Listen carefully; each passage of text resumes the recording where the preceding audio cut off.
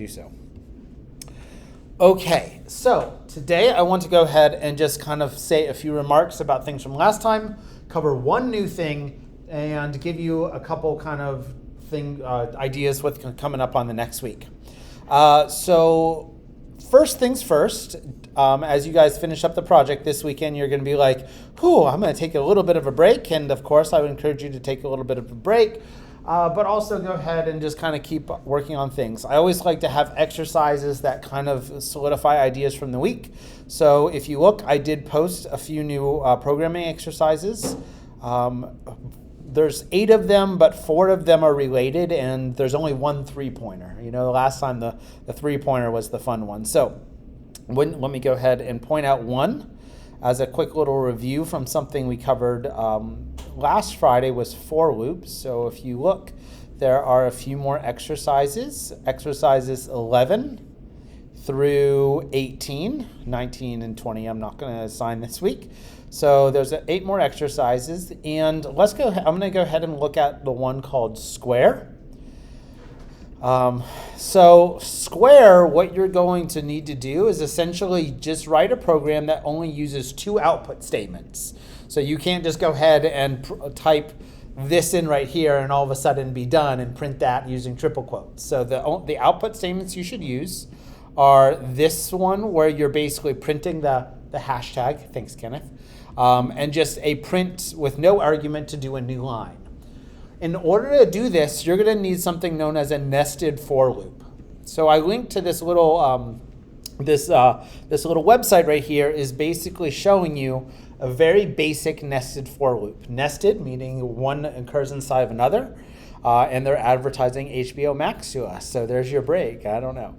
Anyway. So if you look here, there's the for I in range of 3, for j in range of 3. So it's going to be a little bit weird the few times you use these, because what's going to happen is while you're doing the first iteration of this I, you're going to do all 3 iterations of j. And then you'll go ahead and go back up to the second, and then you'll go again through all 3 of j. So let's go ahead and just use this let's step through this. So 5 lines of code is 43 steps. This is like a terrible, I'll view an example on my math lab. Simple problem, but it's like, 43 steps. Calc 2 students, I know what it looks like. You will see that problem. Oh, it looks easy. 23 steps on the view an example. Anyway, so you can see the red arrow is the line that's about to execute. And you can see when this executed, and this is something we're going to talk about next week, we have something known as a frame. Whenever functions are called, something called a stack frame is built, and frames are built with functions. So you can see right here, in this global frame, and we're going to talk about scope. So there's global scope, then there's local scope. That's more next week. But you can see right now, I is equal to 0 because that is what it took on first in this range. The next thing, you can now see we executed this line, j is now 0. The next line will execute, and notice it printed the value of I to the console right here, and then the next one it printed j, and then it printed a new line. But notice instead of going back up to this line 2, we went to line 1, and when we run this, notice that j is now 1. I is still 0. So you can see right here, we're going to go through all 4 in 0, 1, 2. Indices of j before we actually ever increment I. So you can see right here, we do this again. I is still 0, j is 2. But so what do you guys think now? Are we going to go back up to line 2, or is the next thing going to go up to line 1? 1 is correct, because remember, hold on. Okay, there it goes. I wasn't sure. So it went back to line 2, but it didn't do anything else, because remember the range is a non-exclusive larger value. So it's a strict inequality. So it was going to try to go to 3, but remember this is basically a half open interval. That is to say that this is 0 to 3, like so. Now you can then see that I increments to 1, as we see down in the lower right-hand corner, and j resets back to 0, and this continues. This is known as a nested for loop. You're going to need to go ahead and use this to go ahead and answer, let me see, it was the square problem. Let's see, you'll need it for square, half of a square, and sideways triangle. So again, these ideas build up, so make sure that you go ahead and think through them carefully. I do give some tips, especially on halfway triangle. Spend some time. If you get stuck, come back to it, because it's amazing what your brain works on subconsciously. So that's why I always say never wait to the last minute, because God has created it with these great tools called brains that tend to work very well if you give them the time and the flexibility to think creatively about problems.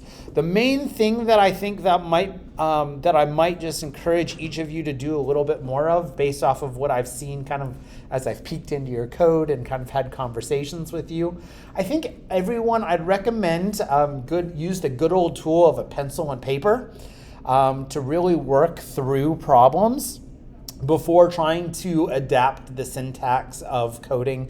It's just when you're working on paper, you have ability to draw arrows, you have ability to cross things out and it not disappear with the backspace button or the delete button. So that is one thing I'd really encourage you to do.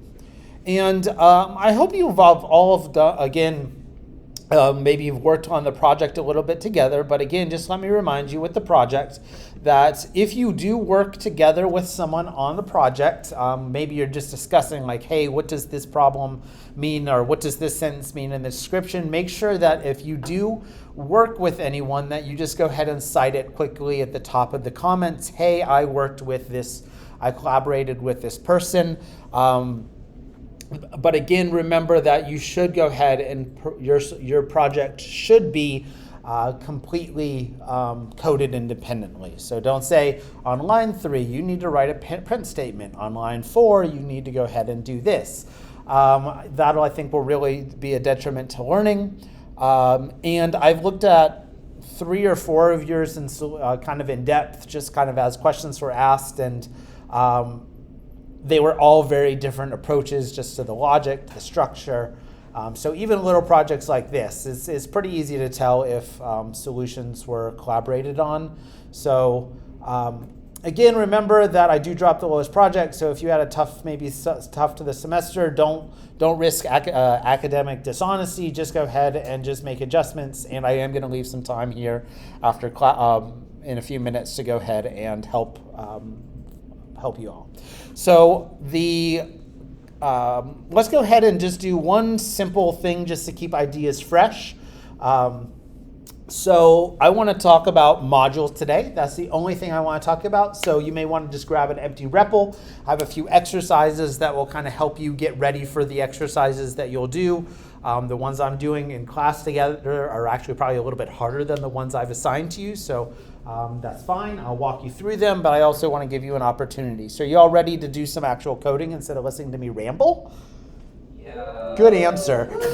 You're like, he wasn't rambling. I love listening to him ramble. But hopefully that gives you a little bit of idea. Okay, so what I want to just introduce today is the idea of a module. A module is a file that contains a collection of related functions. You've actually probably already have seen them just as you've looked at tutorials, just kind of looked at different Python examples. So a module is a file, and that file contains functions that you may want to use. So it would be really nice, maybe as we do some more mathematical things, that if we had access to like the sine function. So it'd be nice if we could go ahead and just type sine, pass in some input, and then go ahead and do our computation. Because think about that for a sec. If you had to go ahead and implement the sine function from scratch, how would you do it? You wouldn't. That'd be brutal. But think about it a sec. How would you do it? If you didn't have a calculator, how would you do it? With what we know now, how would you implement a function that computes the sine?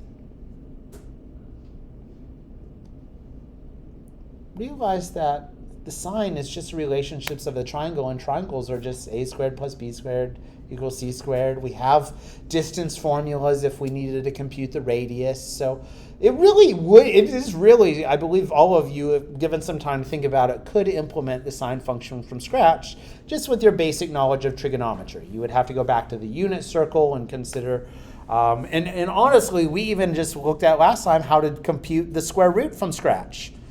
If you think about what we were doing with bisection search. Not most optimal, but it is. Okay, so fun little exercise. I'm not going to do it today, just kind of thought about it as we taught. How would you implement your own sine function? But let's just say, you know what, we want the smarter people than us to use their version of sine function for now. The way we would do that, we have to import a module, and the word import is a keyword that basically says go find this file called math and import it right here. Now, what's happening behind the scenes is that the file containing all of the functions in the math module will basically be copy and pasted into your main.py, but that's happening through a process known as interpretation and compilation, which is a little bit more of a low-level idea that I don't really want to get into here. So again, let's actually play with this module in the console over here. So I'm going to go ahead and import math. Boy, if that would be so nice if we could just do that like on a test. Import answers. But if I type the word math, or you could type the word print math, just to kind of see what it is, again, in a REPL environment, when you don't have to specify print. So again, if I type math, it's in a REPL, R-E-P-L, read, evaluate, print loop, is automatically going to print. So we've seen class show up before, like when we did like type of int, it showed up class. By the way, type of math, just curious. Class, a type of module. Okay, that's interesting. I didn't know what that did, so I just tried it. So you can see that's why we call it a module. It's a certain class, and we'll talk about classes later in the semester. But what we can go ahead and do is look at all the functions in this module. So if you do dir math, it's not like dir, it's dir for short for directory. So if you look in that, you can see all of these functions are the ones we have access to. Ignore these ones with the underscores. Those are called dunder methods or dunder functions for double underscore. Yes, I just like to say the word dunder. It sounds fun. But we'll talk about those when we get to object-oriented programming in a little bit, as in like 4 or 5 weeks, don't worry. Maybe 3. But these are all of the functions we have access to. You see we have cosine function right here. We have the sine function down here.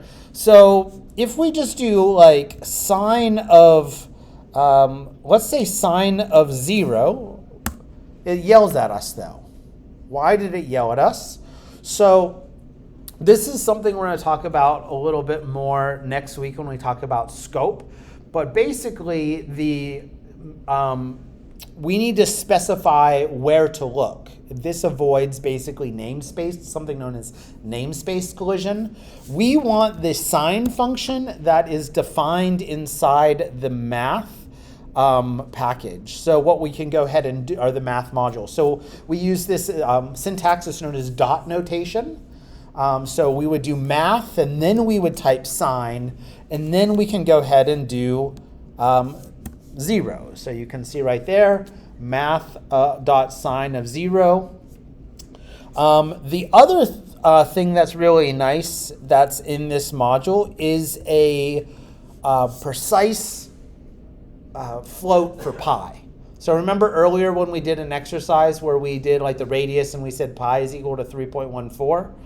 So if you're ever writing like a larger program that needs to be used in kind of a standardized environment, you can see that there is a constant pi in here that is basically one that is built in the implementation of Python. So like it's just compatible across different platforms. So if you ever need to use pi, go ahead and use the one that is inside the math module, because it is, again, something that if someone else was writing a program, they would be using that same pi. Honestly, here, let's say we could do math.sine, and then we can pass in math.pi. Again, does anyone remember what sine of pi is? Think about it for a moment.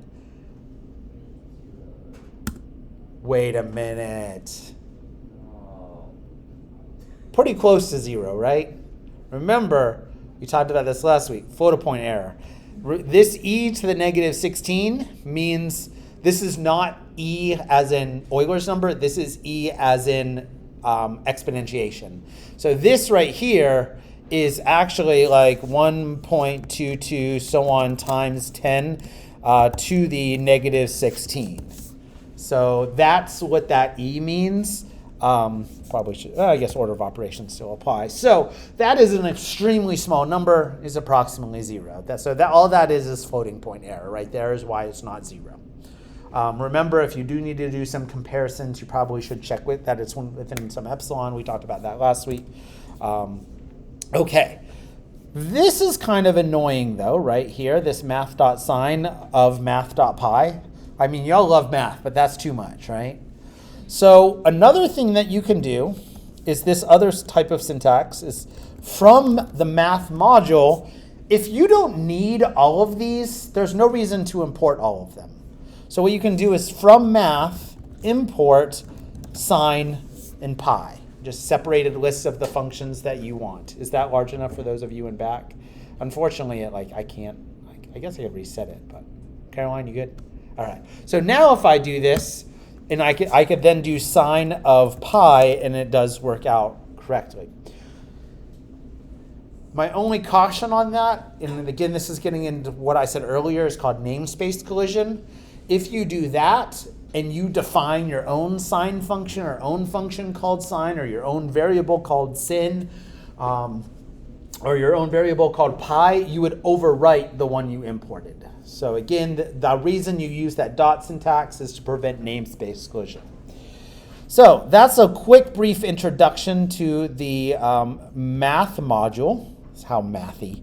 So let's suppose we have, by the way, they're typically imported at the top of the file. That's just good practice. You could technically put them anywhere, but you should, in the Python community, put them at the top of the file. And you'll see this kind of same idea across different languages.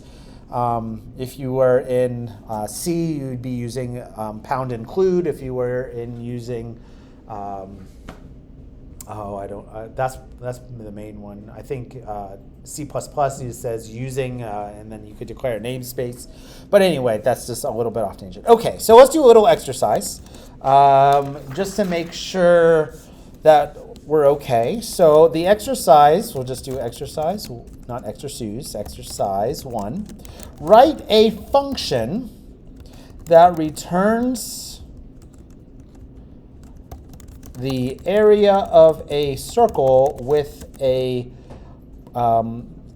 given radius.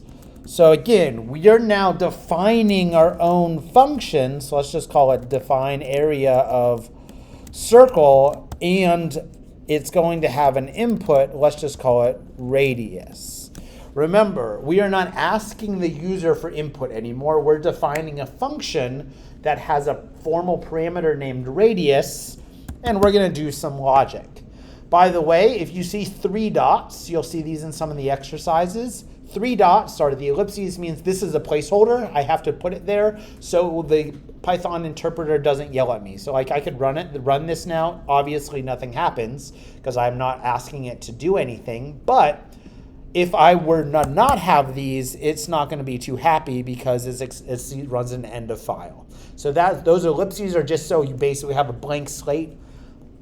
Those will be useful later in the semester if you like to say, hey, I'm going to need to write this function later. And we'll talk about that kind of refactoring on Monday. But let me give you about a minute, maybe 2 minutes to just see if you can complete the definition of this function that does what is described above. Then I'll go over it. Then I have one more exercise. And then I'll leave the rest of the time for Q&A.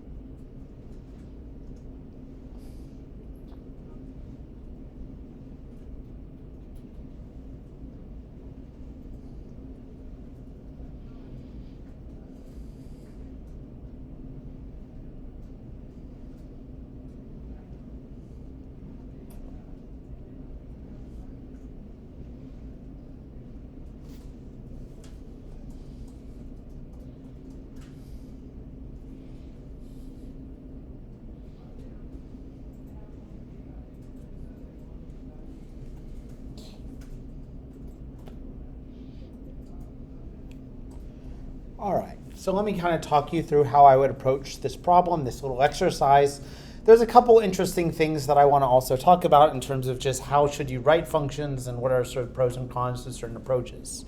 So I'm going to go ahead and I've already imported math because again, I'm going to need to go ahead and I want to now use the kind of Python's implementation of the pi function. So A for area, no, I'll just call it area. We'll use good proper naming conventions. It's indicative of what it is. So it's going to be math.pi times the radius squared. And remember, I want to return, not print. So I'm going to return the area. And not poo, but pi. So a little typo there. Remember that the radius is going, whatever you pass into this as an argument, that will be bound to this radius. You don't need to do anything like at the beginning, like radius equal to 5 or anything like that. It's automatically going to do that implicitly when you call the function. So I'll do that. Area of circle. I'm going to just go ahead and pass in a radius of 5. And if I run this, nothing happens. Why is that? Does anyone remember? Say again? I didn't print. Remember, this just is returning the value. If I need to go ahead and actually print the returned value if I want to go ahead and see it. So again, that feels about right. 25 times 3.14 is going to be a little bit more than 75. So that is the answer to the exercise. How many got something like that? A couple of them?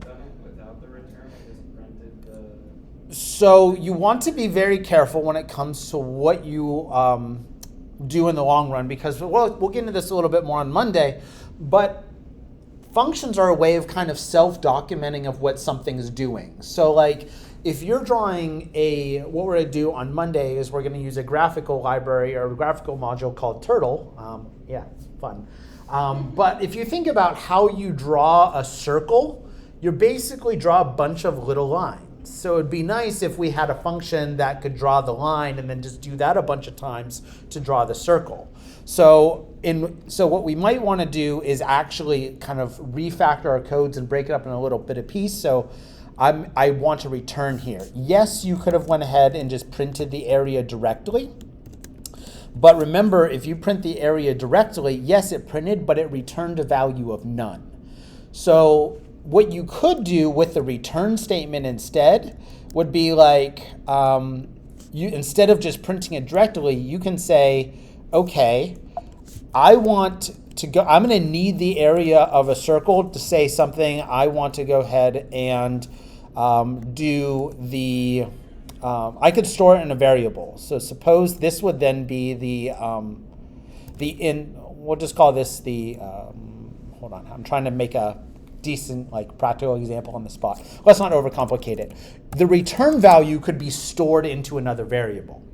And then that X could be used with other things. So if you printed it and didn't return, you no longer have that information to use later. So that's why we're returning instead of just printing. Does that make sense, Seth? Yeah. Perfect. Yeah. I'm confused as to why we're defining a variable area when it doesn't seem like we're using it anyway. So this is that's where I was going to next. Thank you. Technically, you could have actually written this function like so. You could have just immediately returned the result like this. So you could have done this, and again, I'm going to just comment this out just so it's not.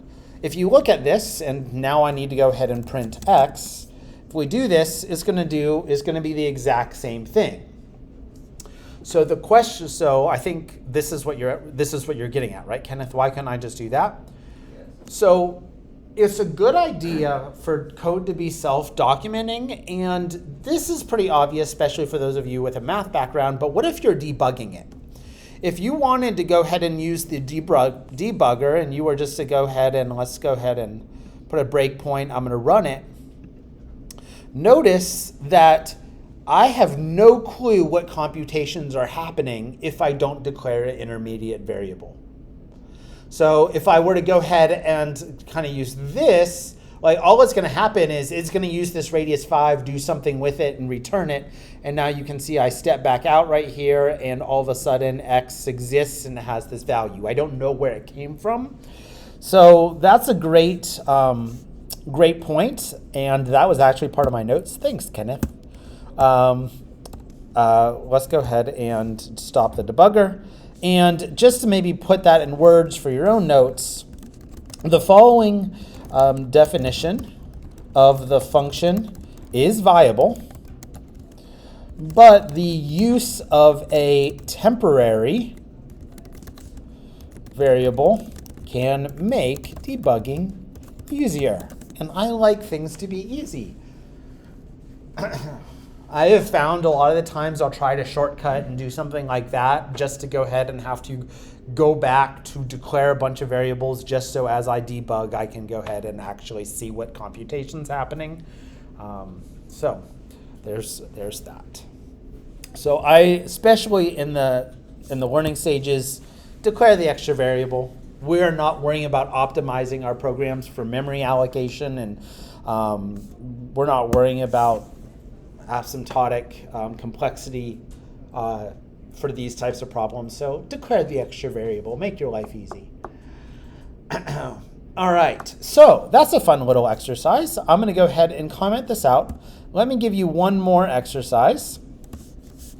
Let's say write. Okay, so first of all, here, let me do this. So write a function sine of degrees x that returns the sine of x degrees. The reason I am doing this, and I want to kind of make this, call this out, let me see if this will work. Math.sine of, okay. Remember that I have IntelliSense turned on right now. So if we were to use math's implementation of sine, does anyone remember what we wrote to go ahead and have the IntelliSense tell us the return of sine of x is measured in radians? It was called a blank string.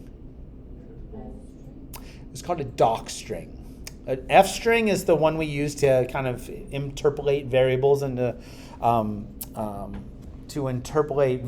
into strings. A doc string would be something like, I'll go ahead and get this started, sine of degrees is, let's just call it x. A doc string is 3 exclamation points, and say, we can say something like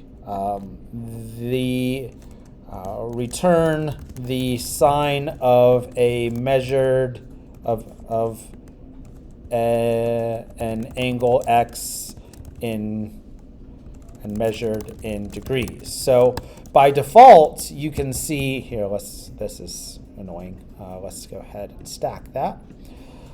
By the math.sine function is measured in radians. So let's say you're doing a lot of computations with degrees. So you write your own sine function that does the computation in degrees, so you don't have to manually convert. So, by the way, it might be worthwhile to go ahead and just go up to the top. Instead of doing math.sine, you could always do import from math import sine and pi, since that's the only thing which we're going to be using. So you may choose to do that instead, just to make your writing easier. So again, I just changed this up top. Yeah, Kenneth? If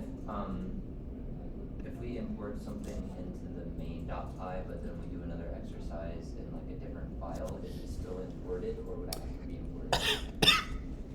It would need to be re-imported. So like if you have a separate file doing importing math, that will be kind of the structure of how imports work will be more clear once we start writing our own classes.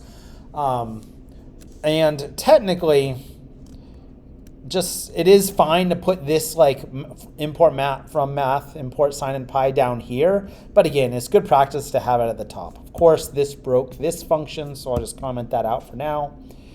But let me give you a moment to see if you can do this. And just in case you forgot, pi radians is equal to 180 degrees. Just in case you forgot. So, Question yeah. about notation. Whenever you like from math import sine comma pi, would you be able to do like sine and pi, or does it have to be by comma? It has to be by comma because and is the keyword for the logical operator that is true and true and false. So yeah, that would have a different. It would throw an error because it's like these are not booleans. So good question. Let me give you minutes on this.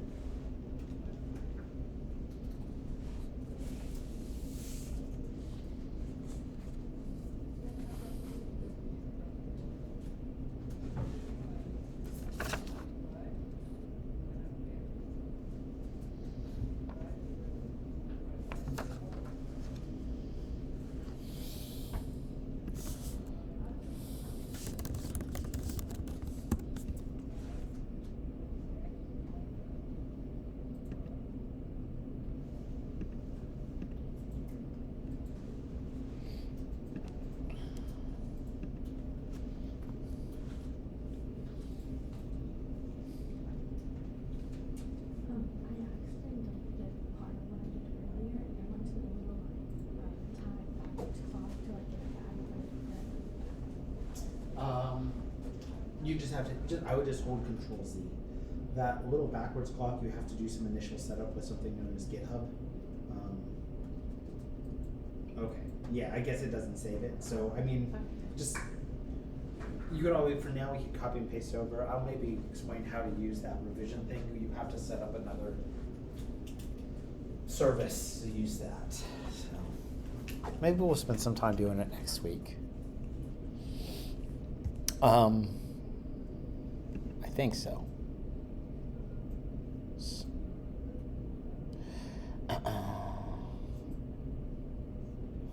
Well, maybe.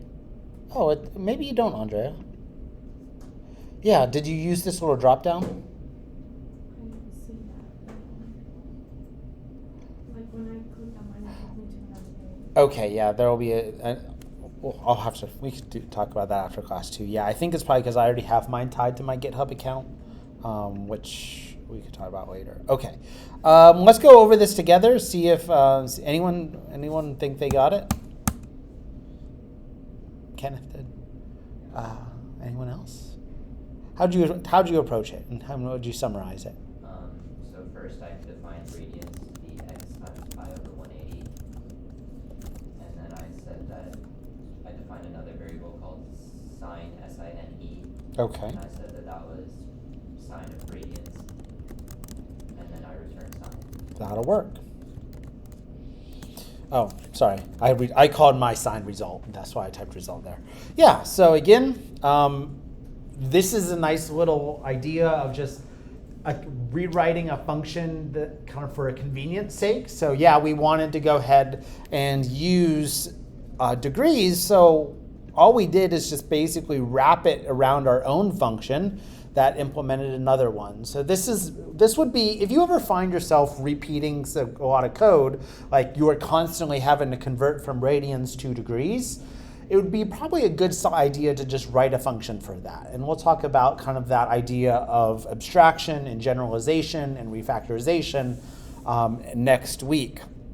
So yeah, this is good, and just to verify that it does work. So if we were to do sine of degrees of 180 is equal to sine of pi, we can, if we run that, we can see that it is true, which makes sense because we're using, again, this is convenient because we're using Python's default implementation of pi, so that's going to kind of hide some of that floating point nonsense because we're using a standardized implementation. Technically, I should have checked that the difference was bound by some epsilon, small epsilon, but I'm using standard things, so this really does play out nicely. So this works. Does anyone have any questions on this one?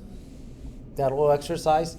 Honestly, if you're good with those two exercises, you'll find many of the exercises that are due next Wednesday are going to be pretty straightforward. Again, I'm trying to be on a Friday to Wednesday cycle, and so I can grade on Thursday, and then if I have a project due, we can grade it on the weekends. Math has a lot more functions. You can go to the documentation. Remember, if something's ever a little different, we are using Python 3.8. It defaults to 3.10, so usually these main modules don't change. But are these popular ones, but there are occasionally changes in terms of the functions. So there's a lot of those out there. So if you find that you need a certain mathematical function, feel free to try to think about how you could implement it yourself. It's a fun little exercise. Again, if you're just looking for something to play around with, it might be fun to try to implement your own sine function using the radius or the unit circle, but we have one in here. So with that being said, that completes the lesson. So let me pause or stop the recording.